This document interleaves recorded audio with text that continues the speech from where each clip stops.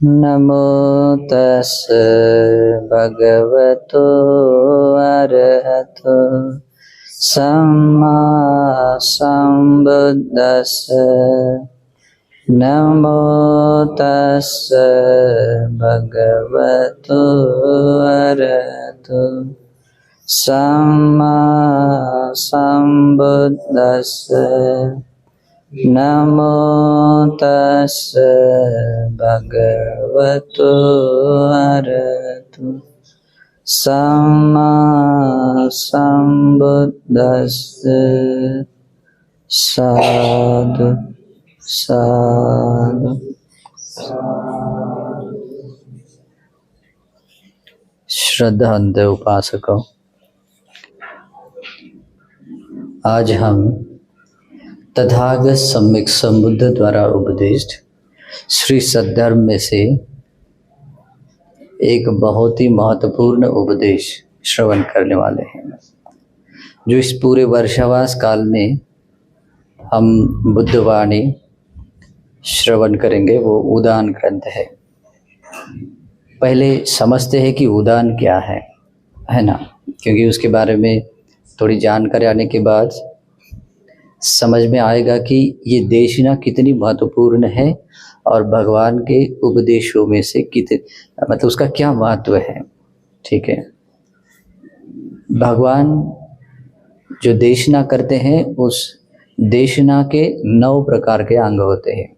9 उसको बोलते हैं नवांग शास्त्र शासन बोलते हैं, यानी कि 9 अंगों से युक्त शास्त्र का शासन, यानी कि उनकी शिक्षा। जैसे कि उसमें आता है सुत्त, गेय, वैयाकरण, गाथा, उदान, इतिउत्तक, जातक, अद्भुत धर्म और वैदल्य।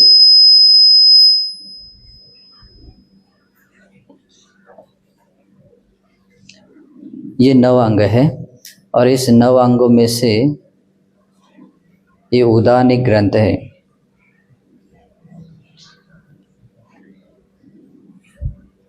लिखना नहीं है। तो उदान यानी कि भगवान के हृदय से अनायास रूप में निकला हुआ जो वचन है, शब्द है, जो किसी धर्म संगत किसी घटना को या किसी भी बात को लेकर भगवान के हृदय से जो निकले हुए अनायास शब्द है, वचन है, वो उदान ग्रंथ है। तो वो उदान धर्म उपदेश है।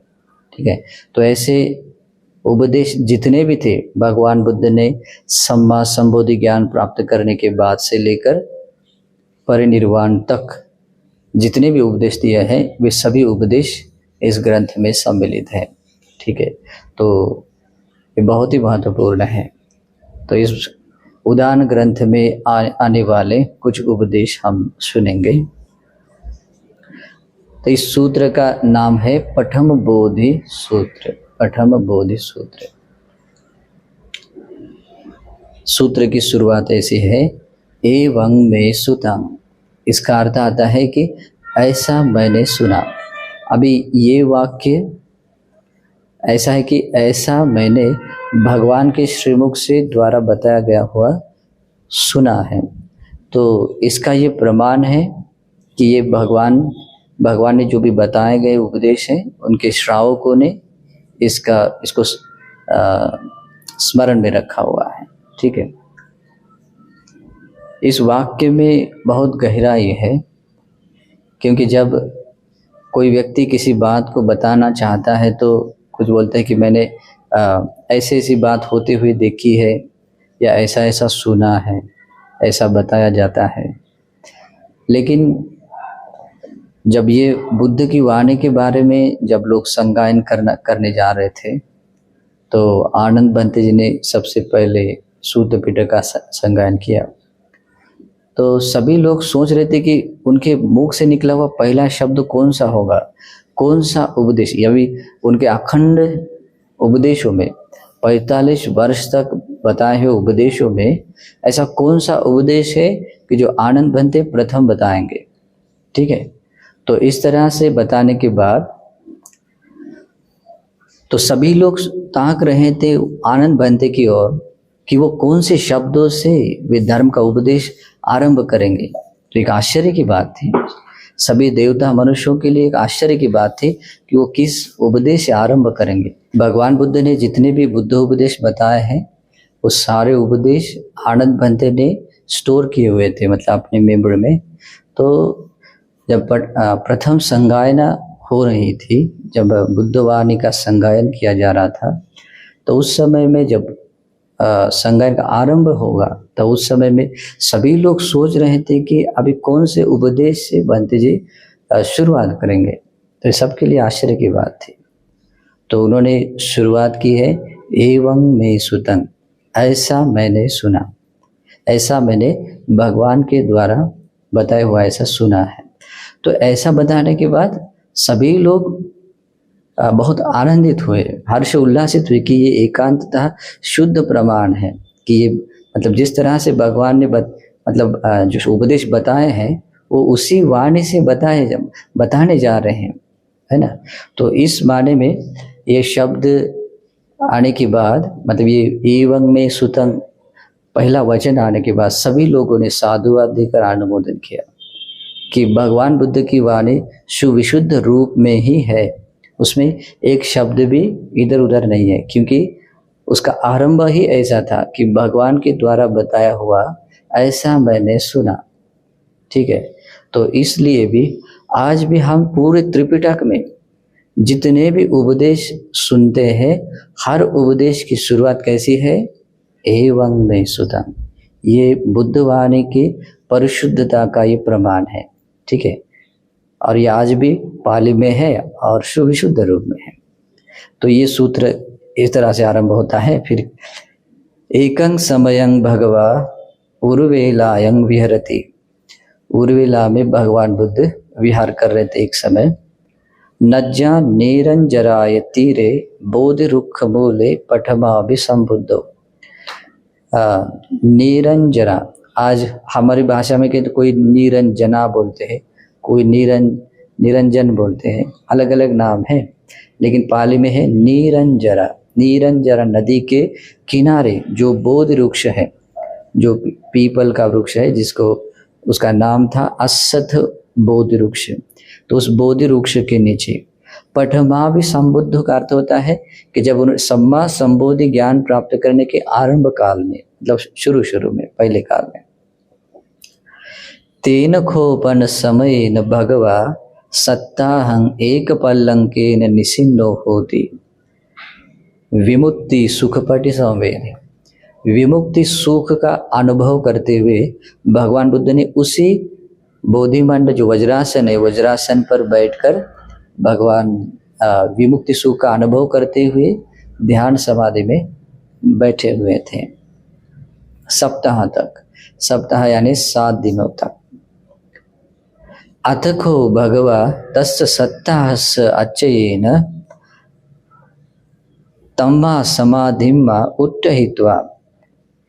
तब भगवान उस सप्ताह के बीतने के बाद तम्मा समाधिमा, उस समाधि से उत्तहित्वा, उठकर, अभी वो समाधि कौन सी होती है, ये सम्मा संबोधि ज्ञान प्राप्त कराने वाली जो समाधि है, ये समाधि अन्य समय में कभी नहीं होती है। केवल एक ही बार सम्यक संबुद्ध उस समाधि में स्थित होते हैं। इसका कारण ऐसा भी है कि एक बार आनंद भंते जी के ही नाम से जब श्रावस्ती में आनंद बोधि वृक्ष लगाया गया है ना, तो आनंद बोधि वृक्ष बहुत कम समय में भगवान के रुद्धि भाव से बहुत तेजी से बढ़कर बहुत बड़ा सुविशाल बन गया।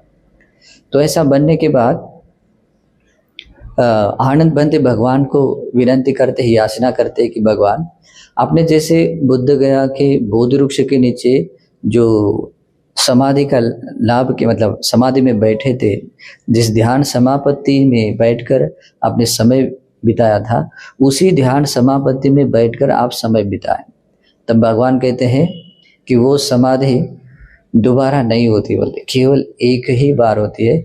भगवान के समय में दोबारा वो क्षण कभी नहीं आता, क्योंकि वज्रासन ही एकमात्र ऐसा स्थान है जो भगवान बुद्ध की उस समाधि के गुणों को धारण कर सकता है।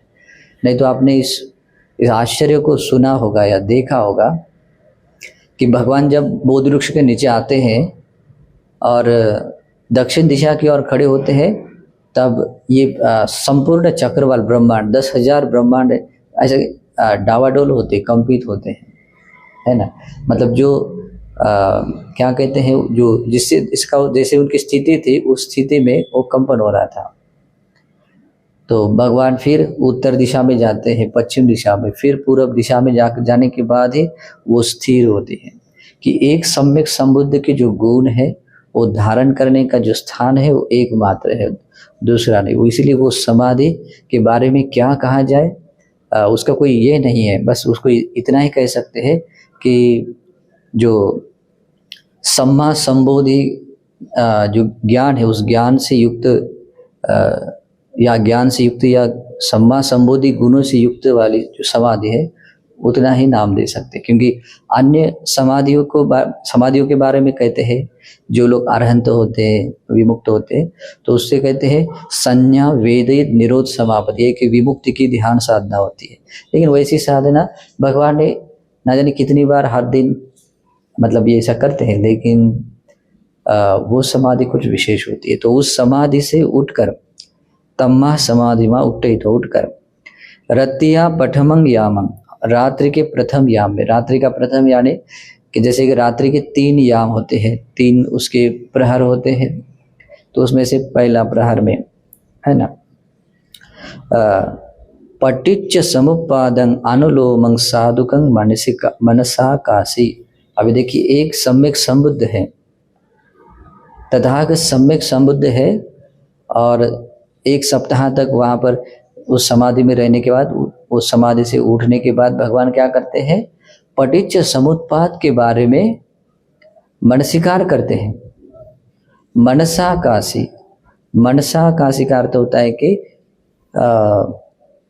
मनसिकार करते हैं, करते हैं, उस तरह का मनसिकार कर लिया है।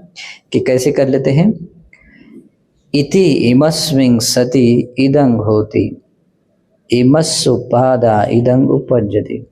ये पाली शब्द है लेकिन ये बहुत ही महत्वपूर्ण है, इसे हमेशा याद रखना है। अगर ये शब्द याद रखेंगे तो बहुत कुछ लाभ है, ठीक है। इसका अर्थ होता है इमस्मिं सति इदं होति, इसका अर्थ होता है ये होने से ये होता है, मतलब कोई कारण है तो उसका परिणाम है। अगर इमस्स उपादा इदं उपजित, अगर ये उत्पन्न होता है तो ये उत्पन्न होने के बाद इसका उत्पन्न होना निश्चित ही है, उत्पन्न होता ही है। तो ये इसमें सत्य ज्ञान है, और इसके बारे में जब कोई व्यक्ति मनसिकार करता है तो वो सत्य का मनसिकार करता है, ठीक है। अगर इस लाइन में आने वाली जो बात है किसी व्यक्ति को समझ में आती है तो उस व्यक्ति को समुदय धर्म भी समझ में आता है, वय धर्म भी समझ में आता है, यानी कि उत्पन्न होने के स्वभाव को भी समझ सकता है, व्यय होने के स्वभाव को भी समझ सकता है, ठीक है। तो जिसको उत्पाद और व्यय के बारे में ज्ञान बोध होता है तो उस ज्ञान बोध को एक नाम है, क्या नाम है,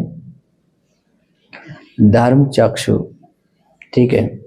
धर्म चक्षु, धर्म चक्षु को पाली में ऐसे बोलते हैं यंकिंचि समुदय धम्मं संबंधं निरोध धम्मं। तो ये समुदय धर्म के बारे में सत्य स्वभाव हम जान लेते हैं, है ना।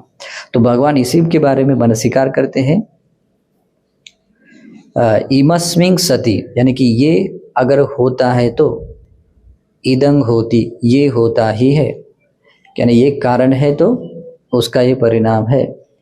इमस्सुपादा, यानी कि ये अगर उत्पन्न होता है तो इदं उपज्यति, ये उत्पन्न होता ही है। अब इसमें हमें इस शब्द का या इस भगवान के उपदेश का अर्थ समझने के लिए मतलब एक प्रवचन या 2 प्रवचन काफ़ी नहीं है, इसमें बहुत गहराई है, और उस गहराई तक जब हम पहुंचते हैं तब हमें सत्य का दर्शन होता है कि ये जीवन का स्वभाव क्या है, ये हम समझ सकते हैं, ठीक है। तो भगवान इसी वाक्य को विस्तार से समझने के लिए भगवान ऐसे बताते हैं कि यदिदं, और वह इस तरह से वह जो है ये इस प्रकार है। अविद्या पच्चया संखारा, अविद्या होने से संस्कार उत्पन्न होते हैं या संस्कार होते हैं, क्योंकि अविद्या है तो संस्कार होते ही है। अविद्या अगर उत्पन्न होती है, अविद्या उत्पन्न हो चुकी है तो संस्कार उत्पन्न होंगे ही, है ना। इमस्मिं सति इदं होती, अविद्या है तो संस्कार होंगे ही मतलब कि निश्चित है। इमस् उपाद, अविद्या अगर वहाँ उत्पाद होती है, अविद्या का उत्पाद है तो वहाँ पर संस्कार उत्पन्न होंगे ही। अभी जो कुछ भी हम क्रियाएं करते हैं, इन क्रियाओं में 3 तरह के संस्कार हम उत्पन्न करते हैं, लेकिन सभी लोग 3 तरह के संस्कार संचित नहीं कर सकते हैं, मतलब सभी लोगों को नहीं होता है, लेकिन सभी लोग इन स्वभाव से युक्त हैं। संस्कार 3 तरह के हैं। एक होता है पुण्य संस्कार, अपुण्य संस्कार और आनंद संस्कार। पुण्य संस्कार का अर्थ होता है कि जो कुशल संस्कार हैं, जो अलोभ अद्वेष अमोह से युक्त हैं। और अपुण्य संस्कार का अर्थ होता है कि जो लोभ द्वेष और मोह से युक्त है। अब इसके अलावा अन्य मतलब कुशल अकुशल में कोई दूसरा कारण नहीं है, लेकिन तीसरा एक संस्कार है, उसको कहते हैं आनंद संस्कार। ये संस्कार बहुत गंभीर है। कोई ध्यानी व्यक्ति जिस किसी ध्यान समापत्ति में ध्यानांग में स्थिर रहकर वो अपना समय बिताता है तो वो आनंद होता है। और उससे भी आगे होता है, जैसे प्रथम ध्यान हो, चाहे द्वितीय हो, चाहे तृतीय हो। तो इस तरह से नैव संज्ञान संज्ञायतन ध्यान हो, या उससे भी आगे एक होता है संज्ञा वेद निरोध समापत्ति ध्यान, यानी कि जो अरहंत का जो ध्यान होता है वो भी, और वो स्थिर होता है, उसमें कभी बदलाव नहीं होता है। इस कारण से भी उस संस्कार को क्या कहते हैं, उस समाधि को कहते हैं आनंद समाधि, आनंद संस्कार। ठीक है, ये बहुत गंभीर है, लेकिन ये क्यों होते हैं, क्योंकि उसकी एक वजह है ना, उसका एक कारण है।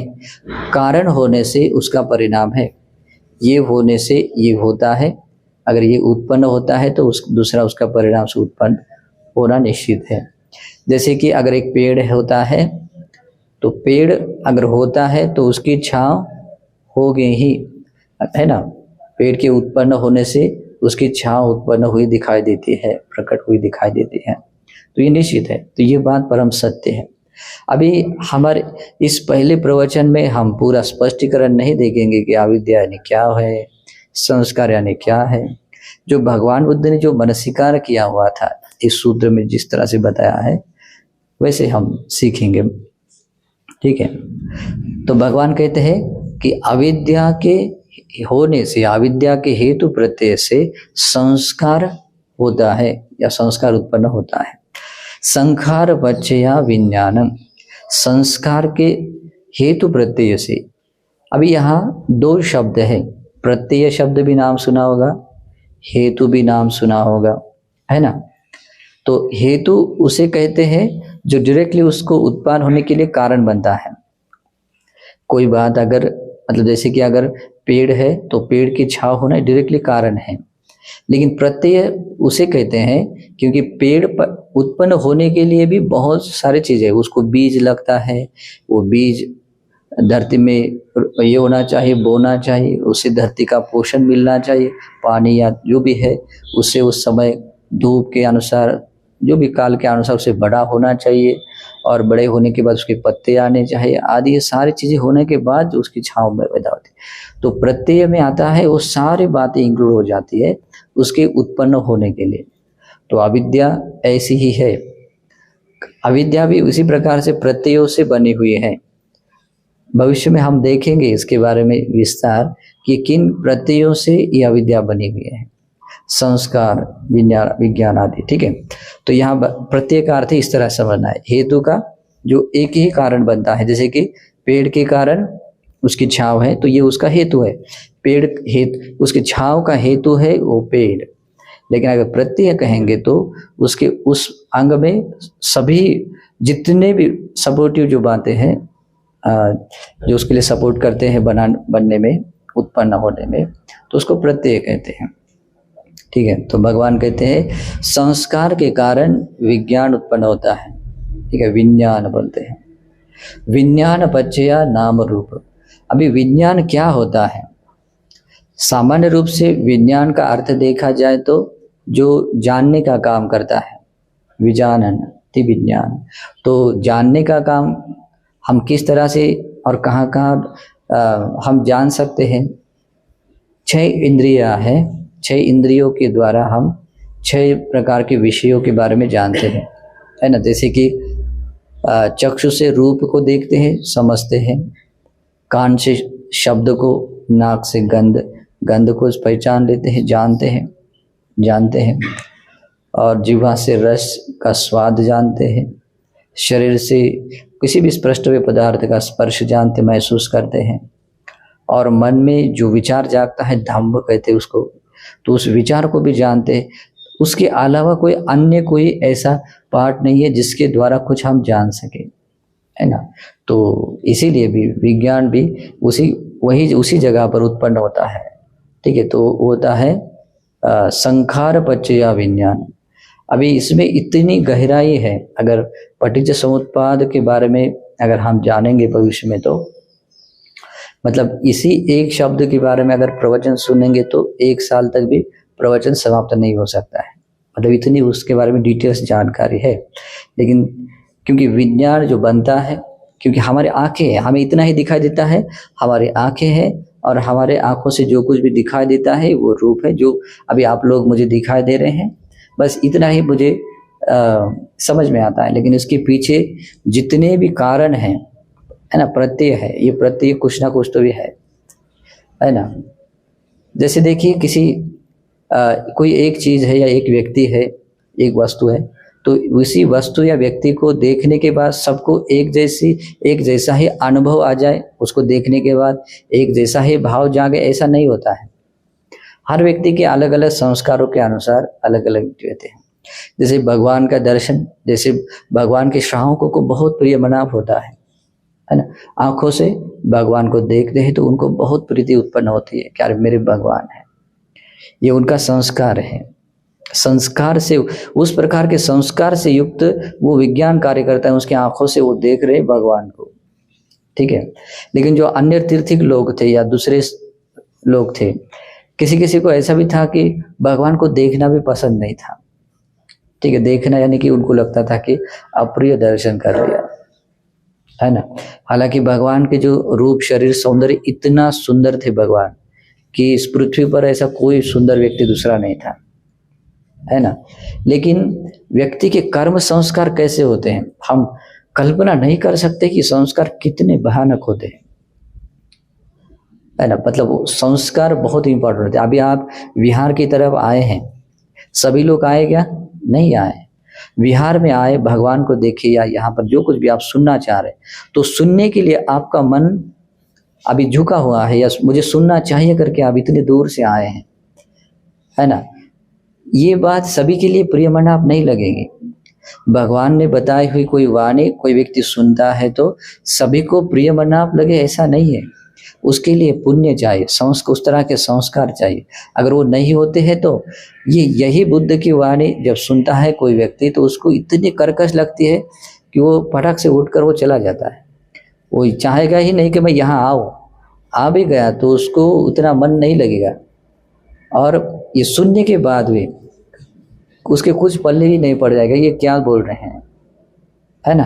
तो ये होता है, सारी बातें संस्कार पर डिपेंड है ना। तो उस तरह के पुण्य संस्कार होने से ही वो विज्ञान वैसे कार्य करता है। जैसे मैं कुछ दिन पहले आप लोगों को बताया था कि जैसे कोई अशुचि होती है ना, पुरुष मल है, तो उसको देखने के बाद मनुष्य को बहुत घृणा आती है कि मतलब बहुत गंदा है है ना, उसकी और कभी लौट कर कभी देखना पसंद नहीं करते, मतलब ऐसे सिर घूमकर ऐसे देखने की इच्छा नहीं करते हैं।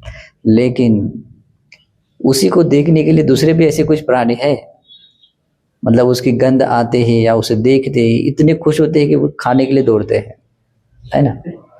तो ऐसा है, क्या करे वो, उसकी क्या कहते हैं, संस्कार है ना। तो भगवान की तरफ है या धर्म की तरफ या विमुक्ति के मार्ग की तरफ है, जो व्यक्ति जिस तरह के अपने विषयों से मतलब जो इंद्रिय और उनके विषयों से संस्पर्श करता है, कुछ जानता है, तो वो उसका मूल संस्कार उसके होते हैं। अभी ये इतना ही समझ ले कि उसके पीछे कुछ संस्कार है, ठीक है, और उसके बारे में जो जानता है वो जानने का काम करता है, वो विज्ञान है, ठीक है। तो भगवान इसके बारे में अनुलोम से मनसिकार करते हुए मनसिकार करते हैं, यानी कि मन में उत्पन्न करते हुए मनसिकार करते हैं। अभी ये बात ऐसा लग सकता है कि हमें भी इतनी कोई बड़ी बात नहीं है उसके बारे में सोचने के लिए, लेकिन ये पूरे ब्रह्मांड में किसी भी देवता मनुष्यों के मन में स्वाभाविक रूप से उत्पन्न नहीं हो सकती है। पता ही नहीं चलता कि अविद्या क्या है, अविद्या के उत्पन्न होने से क्या उत्पन्न होता है ना। तो ये मनसिकार करना इतना आसान नहीं। लेकिन जब भगवान बुद्ध इस धर्म की देशना करते हैं, भगवान बुद्ध ने जो अबोध किया वो धर्म है, वो धर्म जब दूसरे व्यक्ति जब सुनते हैं, श्रवण करते हैं, तब वे व्यक्ति, श्रवण करने वाले श्रोता वर्ग उसी धर्म के अनुसार मनसिकार कर सकते हैं। और इसीलिए भगवान ने बार बार कहा है कि जब कभी उपदेश करते थे, तो इस प्रकार का उपदेश करते थे तो अवश्य रूप में कहते थे साधुकं मनसि करो, तो मनसिकार कीजिए। और भगवान ने भी इसी प्रकार मनसिकार किया। तो भगवान कहते हैं अविद्या पच्चया संस्कार, अविद्या के हेतु प्रत्यय से संस्कार होते हैं, संस्कार के हेतु प्रत्यय से विज्ञान होता है, विज्ञान के हेतु प्रत्यय से नाम रूप, विज्ञान पच्चया नाम रूप। नाम का अर्थ होता है जो चित्त स्कंद में आने वाले पाठ होते हैं, उसमें आता है वेदना, संज्ञा, चेतना, स्पर्श और मनसिकार, ये 5 बातें होती है, ठीक है। उसको बाद में याद रख सकते हैं जब हम विस्तार से इसके बारे में भविष्य में सुनेंगे, ठीक है। इसे कहते हैं नाम स्कंद। इससे पहले आपने ऐसा सुना नहीं होगा, है ना, लेकिन ये बात है ऐसी, वेदना, संज्ञा, चेतना, स्पर्श और मनसिकार, ये 5 अंगों से युक्त क्या है, नाम स्कंद है। और रूप में आता है 4 महाभूतों से, 4 महाभूत यानी कि पृथ्वी, आग, तेज और वायु, ये 4 महाभूतों से 4 महाभूत और 4 महाभूतों से उत्पन्न हुआ ये शरीर, उसे क्या कहते हैं, रूप कहते हैं। तो ये इस तरह के नाम और रूप। तो भगवान क्या कहते हैं, विज्ञान पच्चया नाम रूप। विज्ञान क्यों बनता है, जिस तरह के कर्म संस्कार संचित व्यक्ति करता है तो उसका विज्ञान वैसे मतलब क्रिएट होता है, तैयार होता है, और विज्ञान के वैसे होने से ही ये नाम रूप मिलता है। देखिए आज हम यहाँ इतने सारे लोग हैं, एक व्यक्ति भी दूसरे व्यक्ति की जैसा है क्या, नहीं है, हर व्यक्ति अलग अलग है। क्यों है, क्योंकि हर व्यक्ति के संस्कार, चेतनाएं, भीतर उत्पन्न होने वाली चेतनाएं भिन्न भिन्न है, इसलिए हर व्यक्ति का नाम रूप अलग अलग है। और अलग अलग नाम रूप होने के कारण हम सभी को 6 इंद्रियां है, 7वां इंद्रिय किसी को नहीं है। आँख है, कान है, नाक है, जीवा है ना, शरीर है, मन है, लेकिन ये सब कुछ भिन्न भिन्न है। तो इसी कहते हैं कि नाम रूप पच्चया शलायतन। वो शलायतन का अर्थ होता है कि 6 प्रकार की, मतलब आयतन यानी इंद्रिय है ना। तो इन्हीं कारण से होती है, इसमें अभी बहुत गंभीरता है, मतलब इसकी जड़ें बहुत गंभीर है, अगर समझ में आती तो बहुत अच्छा। लेकिन हमने अगर मनसिकार, इसका अर्थ जब हम समझ लेते हैं और उसके अनुसार मनसिकार करते हैं, तो ये मनसिकार भी धर्मानुकूल किया हुआ मनसिकार बनता है, विपස්සना बनती है, ठीक है। तो भगवान कहते हैं नाम रूप पच्चया षडायतन, यानी कि जो षड इंद्रिय है ये नाम रूप होने के कारण उसका प्रत्यय है।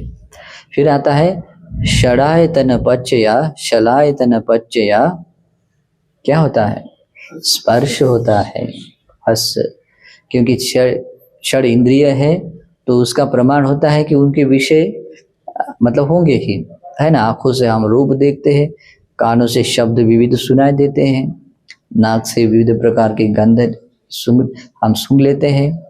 तो इस तरह के अनेक विषय है।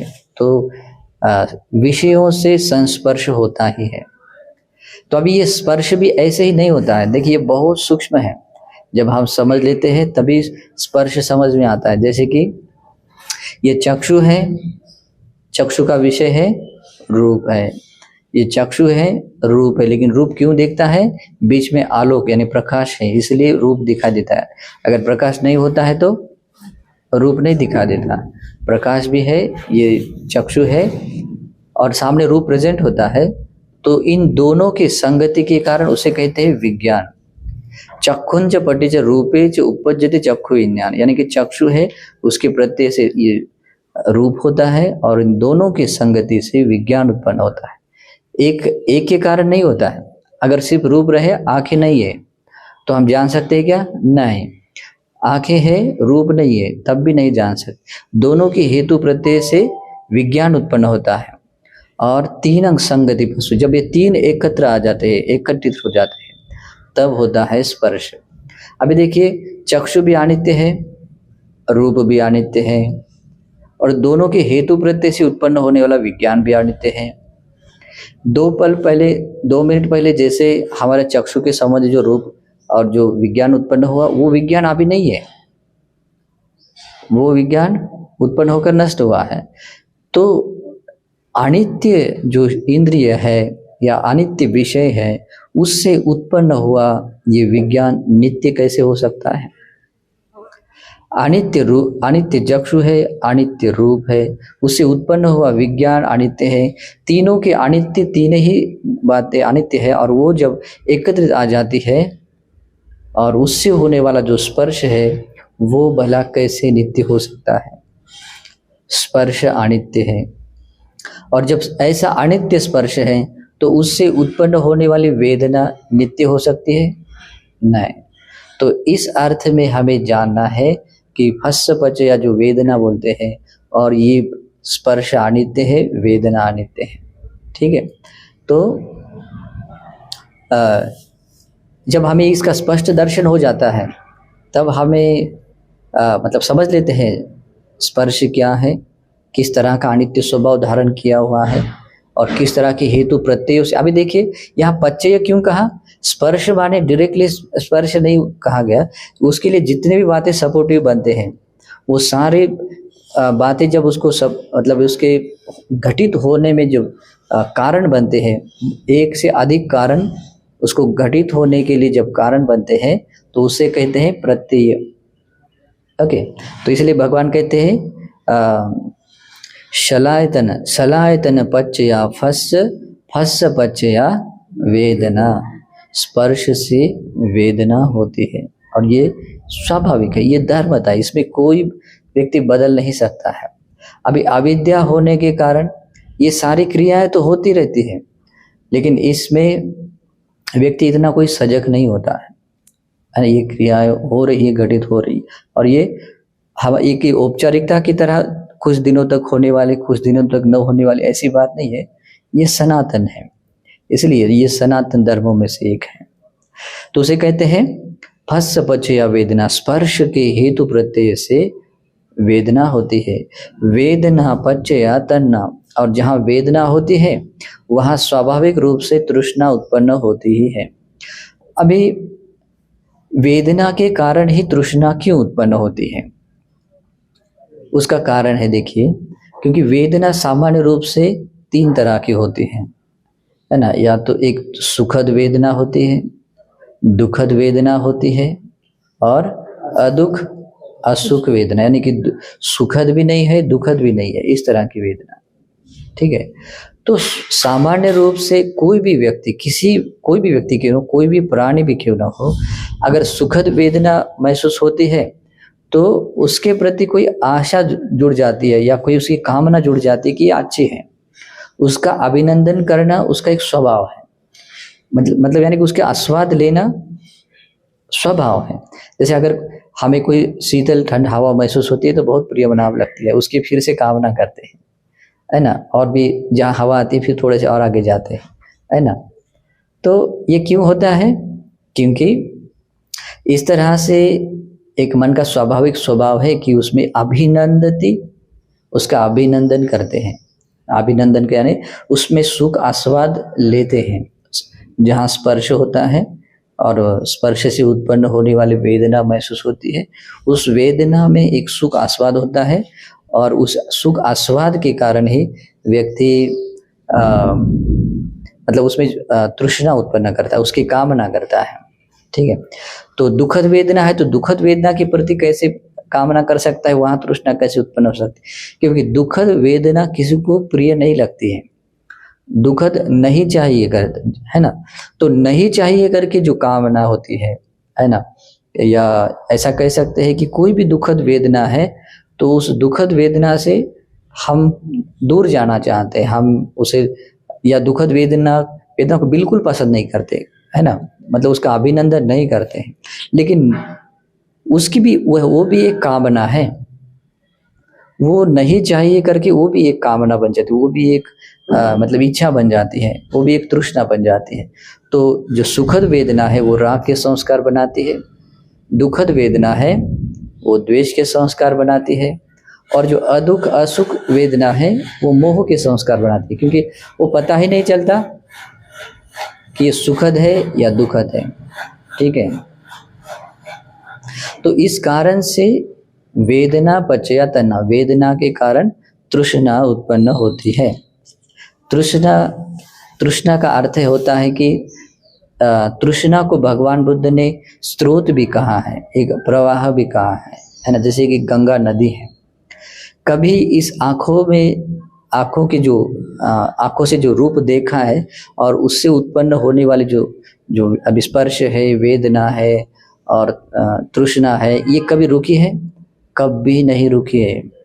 केवल अभी हमने जैसे जन्म लिया तब से कभी नहीं रुकी है, क्योंकि आंखों से हम रूप देखते हैं, कान से शब्द सुनते हैं, नाक से गंध लेते हैं, जीवा से रस चखते हैं, शरीर से स्पष्ट पदार्थ का स्पर्श करते हैं और मन से भी कोई विचार करते रहते हैं। तो ये कभी रुकता नहीं है, और इसीलिए ये जो तृष्णा का जो प्रवाह है, स्रोत है, ये जो गंगा है, वो बहुत अनादिकाल से, मतलब उसका आरंभ ज्ञात करना शुक्र नहीं कि ये तृष्णा की नदी कितने कल्पों से, कितने काल से मतलब अब बहते आ रही है ना। ये तृष्णा की नदी बहते आ रही, इसीलिए हम इस संसार में है ना। ये तृष्णा की नदी पूरी मतलब जब सूखी बन जाती है, ड्राई हो जाती है, तभी व्यक्ति इससे बाहर आ सकता है ना। तो उसका सुखाने का रास्ता भी है, वो फ्यूचर में, भविष्य में हम धीरे धीरे सीखेंगे। तो तृष्णा नदी के उपमा बताई है, और ये आँखों से एक तृष्णा की नदी बहती है, कान से भी एक नदी बहती है, मतलब ये नदियाँ हैं। और इस नदियों को रोकने के लिए एकमात्र मार्ग है आर्य अष्टांगिक मार्ग। इसे हमें भविष्य में धीरे धीरे समझ लेना है, एकदम से नहीं होगा। तो भगवान कहते हैं तन्ना पच्चया उपादानम, तृष्णा के हेतु प्रत्यय से उपादान होता है। अभी उपादान का अर्थ होता है कोई बंधन। उपादान जो कहते हैं उसमें 3 अंग मतलब जुड़ जाते हैं। तृष्णा के हेतु प्रत्यय से, देखिए यहाँ तृष्णा है वहाँ उपादान होंगे, है ना। मतलब क्या होता है, जहाँ तृष्णा मतलब है तो उपादान का होना निश्चित है। तृष्णा का उत्पन्न हुई तो उपादान उत्पन्न होता ही है, ये धर्मता है। ठीक है, तो उपादान में 3 बातें आती हैं। अब ये बहुत गंभीर है, अभी सिर्फ शब्द सुनिए और उसको समझने की कोशिश कीजिए कि ऐसी भी कोई बात है। भविष्य में जब उसका अर्थ समझेंगे, उसके अनुसार भावना विपස්සना करने का मार्ग सीखेंगे, तब पता चलेगा कि ये क्या है। ठीक है, तो उपादान में 3 बातें आती है। उसका आता है अभिनंदति, अभिवदति, अज्जोसान तिष्ठति, यानी कि जो तृष्णा होती है उस तृष्णा में अभिनंदन, उसका अभिनंदन करने का भाव आता है, यानी कि सुख आस्वाद लेते हैं हम उसमें, है ना। और उसके बारे में अभिवदति, यानी कि उसके बारे में हम वाणी से बोलते भी है कि इस तरह की है, या मन में जो भी है भाव प्रकट करते हैं कि हाँ इसमें कुछ सुख है, उसमें थोड़ा सा भी आस्वाद है। जहाँ तृष्णा आती है तो उसमें कुछ तो भी है, उसकी चाहत होती है, तो ये मन में उत्पन्न करते या मुख से बोलते, तो उसको कहते हैं अभिवदति। और तीसरा है अज्जो सानदिट्ठति, और उसमें ऐसे मन घेर लेता है, उसमें आसक्त हो जाता है कि वो मन वो छोड़ना नहीं चाहता है ना। जैसे अगर सुखद है तो उसको कामना करता है, दुखद है तो उसको दूर करने की होता है, दुख असुख होता है तो उससे भी मोहयुक्त वो भी एक बंधन होता है।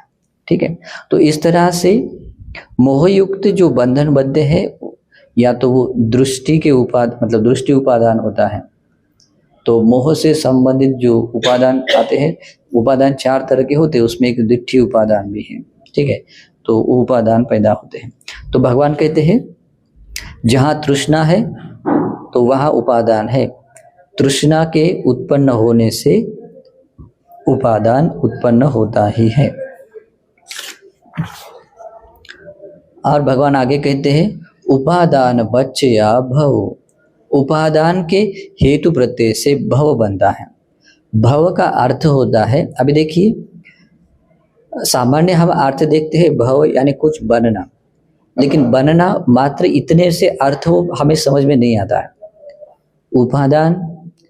उपादान से पैदा हुआ भव उसे कहते हैं जिसे, जैसे हमने कर्म संस्कार संचित किए थे, राग के, द्वेष के, मोह से, कुशल संस्कार, अकुशल संस्कार या आनंद संस्कार, तो उसके उन संस्कारों के अनुसार वो उपादान पैदा होता है। तो उपादान यानी उपादान हुआ तो भव होने का अर्थ होता है कि वो संस्कार कर्म विपाक देने के लिए तैयार हो चुके हैं, यानी कि कर्म उस मतलब विपाक देने के लिए कुछ तैयार होना, बनना, उस बनने को ही भव कहते हैं। तो हम जहाँ मनुष्य लोक में आए हैं तो ये मनुष्य, ये भव हमारे लिए तैयार हुआ है। क्यों तैयार हुआ है? वैसे उपादान थे, वैसे कर्म संस्कार थे, वैसे अविद्या के साथ हमने संस्कार बनाए और संस्कार के कारण वैसे उपादान हुए, और उपादान के कारण ही हमें यहाँ विपाक देने के योग्य वो संस्कार मतलब भव तैयार हुआ, और वो भव होने के कारण ही हम या मनुष्य लोक में। अगर ये मनुष्य भाव नहीं होता तो हम यहाँ होते क्या? नहीं होता। मनुष्य लोक में विपाक देने वाला कर्म संस्कार, देखिए भवलोक कितने हैं? 31 प्रकार के भवलोक हैं। 4 अपाय लोक हैं, 1 मनुष्य लोक है, 6 प्रकार के देवलोक हैं, 16 प्रकार के ब्रह्मलोक है, 4 प्रकार के अरूप ब्रह्मलोक। तो ये जितने भी स्थान हैं, तो ये भाव क्यों कहते हैं? क्योंकि वहां पर विपाक देने के लिए जो संस्कार बनते हैं, तो विपाक देने के लिए वो भूमि तैयार हो जाती है, और वहां पर जाना मतलब कुछ विपाक के स्वरूप कुछ मिलना ही जन्म होता है, भव पच्चयति। तो ये तैयार होना यानी भव होता है। समझ में आया कुछ? तो भगवान अभी भगवान की प्रज्ञा तो बहुत सूक्ष्म होती है और एक शब्द में बहुत कुछ वो जान लेते हैं, लेकिन अभी हमें उसका अर्थ समझ लेके बहुत गहराई से धीरे धीरे समझ लेना है। ठीक है, तो भगवान कहते हैं उपादान के हेतु प्रत्यय से भव बनते हैं। भव पच्चया जाति, और भव होने से ही जन्म होता है। हम यहाँ उत्पन्न हुए हैं भव होने के कारण ही, और जन्म होने के कारण जाति पच्चया जरा मरण। अभी हमारा जन्म हुआ है तो इसी कारण से अभी बुढ़ापा है ना। अभी आप बुढ़ापे की तरफ आए हैं, तो इसका क्यों आए बूढ़े बन रहे हैं? हम बूढ़े इसलिए बन रहे हैं क्योंकि हमारा जन्म हो चुका है। जन्म नहीं होता तो ये बुढ़ापा और ये मृत्यु नहीं होता। ये जन्म हुआ, ये मूल कारण होने के कारण ये बुढ़ापा और ये मृत्यु है। और इतना ही नहीं, बाकी भी शोक परिदेव दुख दो मनस्सुपायासा संभवन्ति। और ये जो शोक है, शोक यानी कि कुछ जो भी अप्रिय घटना घटित हो जाती है, जो हम चाहते वो नहीं होता है ना। कोई प्रिय छूट जाता है, अप्रिय का संयोग हो जाता है, तो जिस तरह के तो हमें एक शोक होता है, शोक होता है। तो शोक आने का हम रोते हैं, या जो भी दुखी होते खिन्न होते, तो ये भी आ जाता है परिदेव, कि हम रोते रोते बात करते हैं ना, अरे ऐसा नहीं होना चाहिए था। जो रो भी रहे दूसरे और बात भी कर रहे, तो उसको कहते परिदेव बना, यानी कि अपना क्या कहते हैं, शोक व्यक्त कर रहे हैं। दुख यानी कि शरीर को मूल करके मिलने वाला दुख, मन को मूल करने वाला दुख, तो उसको दौर्मनस्य में चैतसिक पीड़ा, यानी कि जितने चैतसिक बहुत पीड़ा व्याकुलता महसूस होती है। उपायास यानी कि जो रोना धोना जो उतना प्रकार का है वो सारा संभवंती उत्पन्न हो जाता है। यानी कि ये जो जरा मरण शोक परिदेव दुख दो मनस्य जो भी है ये सारा उत्पन्न होता है। क्यों? ये जन्म के कारण उत्पन्न होता है। जन्म क्यों है? भव के कारण है। भव क्यों है? उपादान के कारण। उपादान है तृष्णा के कारण। तृष्णा किस प्रत्ययों के कारण? प्रत्ययों से है वेदना के कारण। वेदना तृष्णा के कारण है। तृष्णा की उत्पन्न होती है। तृष्णा वेदना के कारण। वेदना है स्पर्श के कारण। स्पर्श होता है षड इंद्रियों के कारण। षड इंद्रिया होती है नाम रूप के कारण। नाम रूप है विज्ञान के कारण। विज्ञान है संस्कार के कारण। संस्कार है अविद्या के कारण। तो भगवान इस तरह से जब इन सभी कड़ियों के बारे में मनसीकार कर रहे थे तो भगवान समझ में आते हैं, अरे कि इस तरह का ये दुख संचित होता है। एवमेतस् केवलस दुख खंदस समुदय होती। अरे इस तरह का जो परिपूर्ण रूप में दुख का स्कंद है, अभी एक दुख नहीं है, दुख का पूरा पहाड़ खड़ा हुआ है। स्कंद इसे कहते हैं जिसे समुच्चय को कहते हैं। जैसे कि एक गिलास पानी है, 2 गिलास पानी है, समझो 100 गिलास पानी है, और एक तालाब भर का पानी है तो कहते हैं कि ये बड़ा पानी है। लेकिन तालाब में से जब बहुत बड़ा समुद्र का पानी अगर उसमें डाल दिया तो क्या कहते हैं? सारा समुद्र का जल स्कंद कहते हैं, क्योंकि इतना बड़ा है कि माप नहीं सकते। तो इस तरह का माप न सके इतना बड़ा दुख जब इकट्ठा हो जाता है तो उसको क्या कहते हैं? दुख स्कंद। और ये दुख स्कंद समुच्चय क्यों उत्पन्न होता है? ये हेतु प्रत्ययों से उत्पन्न होता है।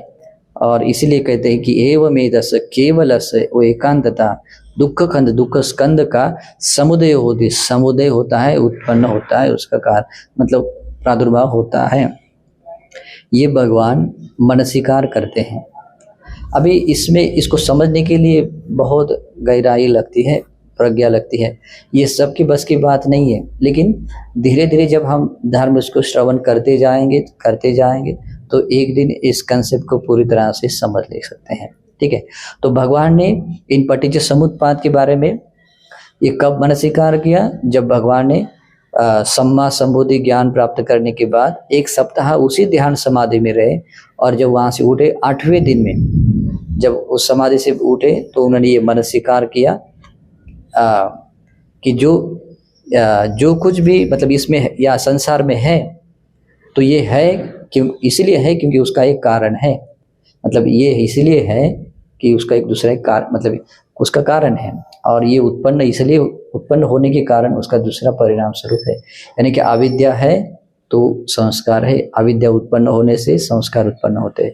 तो इस तरह से ये सारा समुदय जो धर्म है उसके बारे में भगवान मनसीकार करते हैं। और ऐसा करने के बाद अथको भगवा, तब भगवान एतमत्थं विदित्वा ऐसा जानकर तायंग वेलायंग उसी समय इमंग उदानंग उदानेसी उस समय में भगवान के हृदय में अनायास रूप में एक वाक्य निकला है, तो इसे कहते हैं उदान।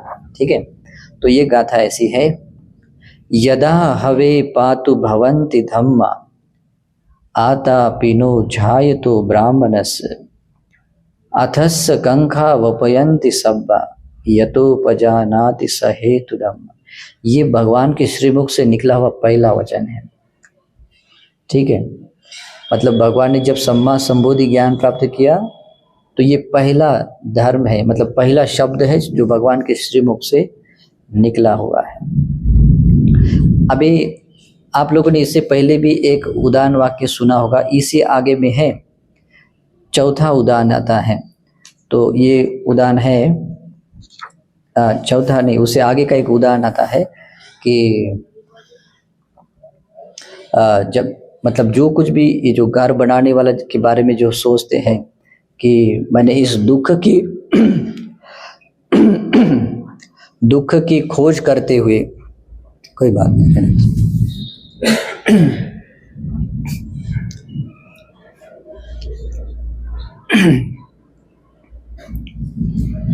मतलब दुख से छुटकारा पाने के लिए और इस दुख का कारण बनने का जो कारण है उसकी खोज में मैं जो निकला था।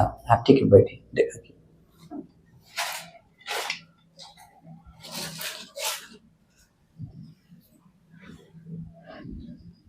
तो ना जाने मैंने कितनी बार दुख सहा है ना। इसके बारे में भगवान एक उदाहरण वाक्य बोलते हैं। तो वो वाक्य भी है, लेकिन वो गले में खरोच, तो वो उदाहरण भी है, लेकिन ये उदाहरण प्रथम है। ठीक है, उसको कहते हैं यदा हवे पातु भवन्ति धम्मा आतापि नो झायतो ब्राह्मणस् अथस कंखा वपयन्ति सब्बा यतोपजानाति स हेतु धम्म।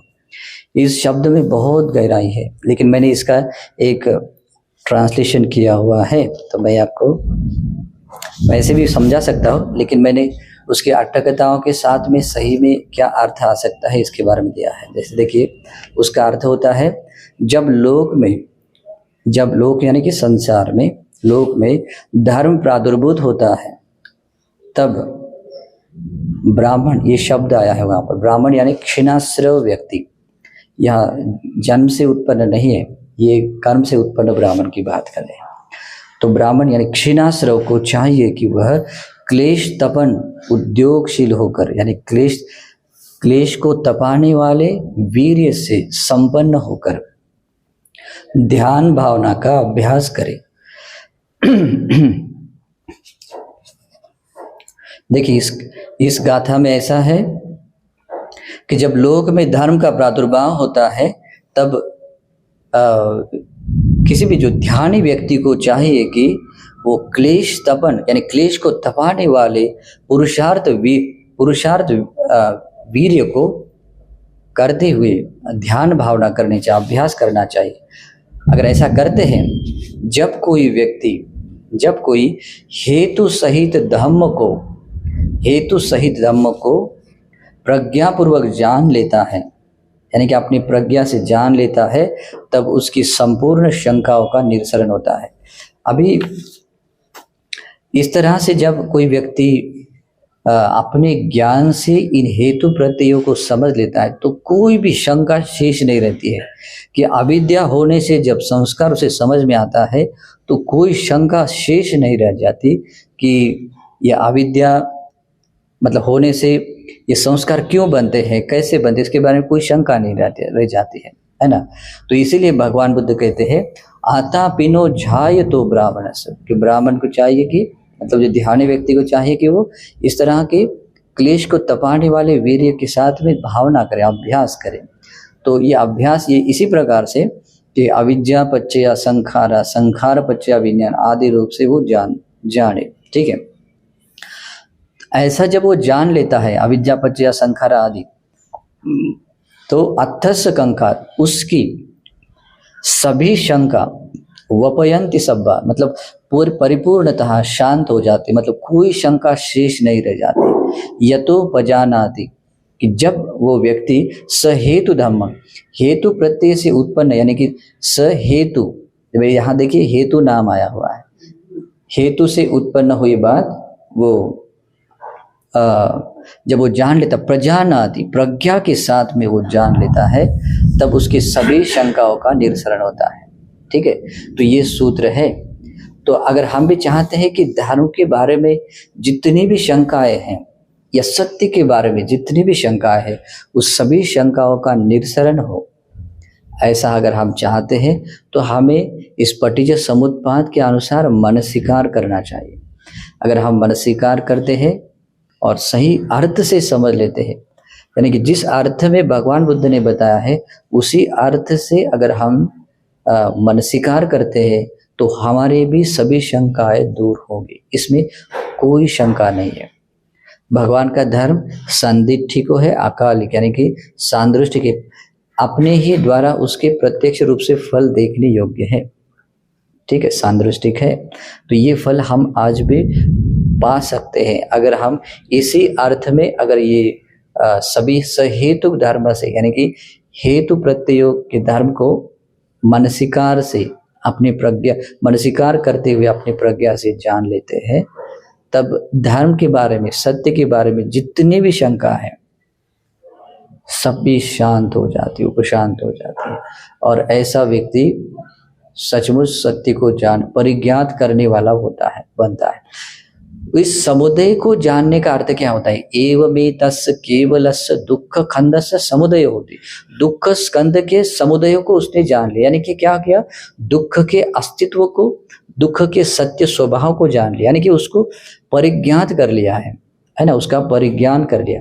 जब दुख का परिज्ञान होता है कि दुख क्या है, दुख का उत्पाद क्या है, तभी व्यक्ति को समझ में आता है कि मुझे इस दुख से मुक्त होना है। अगर दुख का परिज्ञान नहीं हुआ तो व्यक्ति के मन में आएगा ही नहीं कि मुझे दुख से मुक्त होना है ना।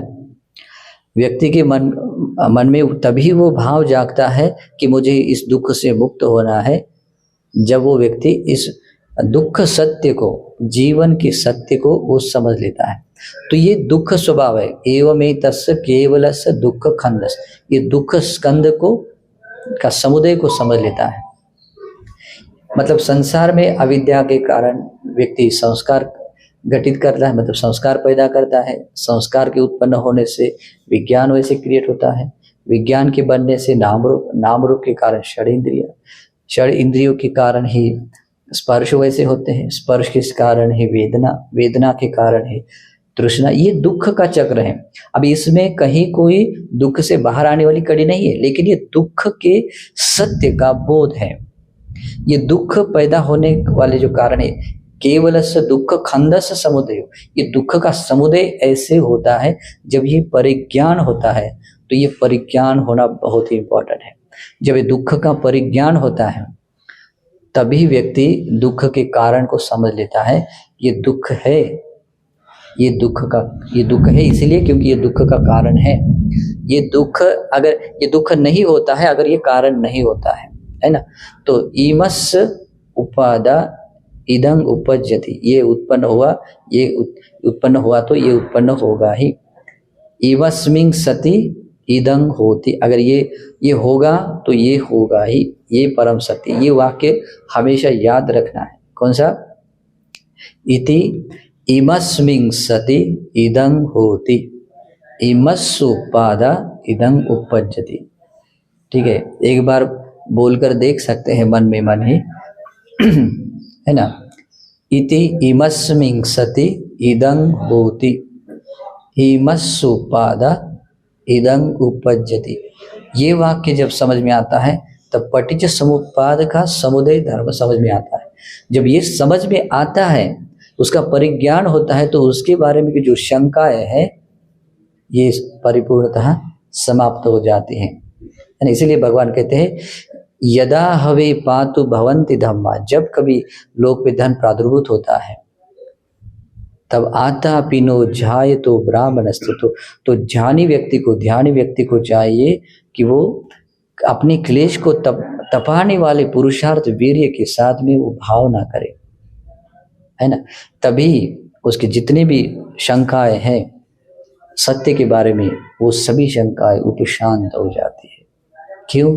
क्योंकि वो सहेतुक धर्म को प्रज्ञा के साथ जानता है। मतलब जो हेतु से उत्पन्न होने वाले, हेतु है तो अविद्या है। क्यों? क्योंकि वो हेतु के साथ है। संस्कार है, क्यों? हेतु के साथ उत्पन्न हुई है। विज्ञान है, क्यों? हेतु के साथ। तो इस तरह से सहेतु धम्म, सहेतुक धम्म, मतलब हेतु के साथ कोई व्यक्ति धर्म को जान लेता है तो उसके सभी शंकाएं दूर होती है। लेकिन वो कैसे जानना होता है? प्रज्ञा के साथ जानना। ठीक है, तो ये भगवान का पहला उपदेश है। आज हमने वो देखा, कल हम दूसरा उपदेश सुनेंगे। ठीक है, ऐसे प्रथम और द्वितीय बोधि आदि ऐसे करके दूसरा सूत्र है। तो आज के उपदेश में ये हमने सुना पटिज समुत्पाद के समुदय स्वभाव के बारे में। ये हर व्यक्ति के जीवन का सत्य स्वभाव है। संसार में जन्म लेने वाले हर एक सत्वों का सत्य स्वभाव है। इसके बारे में हमें परिज्ञान करना है, उसके हेतु प्रत्यय से जानना है। निश्चित तौर पर यह ज्ञान हमें निर्वाण की ओर जाने में हेतु प्रत्यय ही बनेगा, कारण ही बनेगा। ठीक है, तो हम ऐसी सद्भावना मंगल कामना करते हैं कि आपको ये धर्म देशना निर्वाण का मार्ग समझ लेने में, उस निर्वाण के मार्ग के अनुसार प्रतिपादन करने में ये प्रेरणादायी बने, ऐसी सद्भावना करते हुए आशीर्वाद करते हैं। सुखे निदुखा निरोगा हुन्तु निब्बानस् पचयो होतु। सुखी हो, मंगल हो, भला हो। नमो बुद्धाय।